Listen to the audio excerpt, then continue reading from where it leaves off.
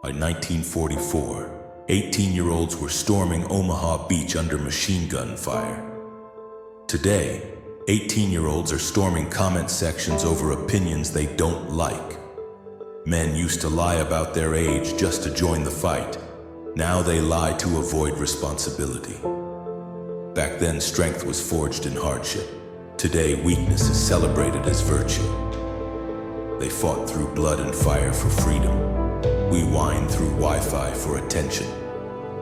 But not every man has forgotten. Some of us still believe in honor, sacrifice, grit, and duty.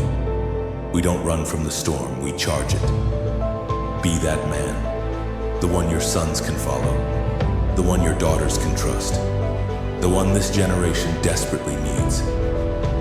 Because comfort didn't make us strong, struggle did. Rise up, lead, follow at 12 onward.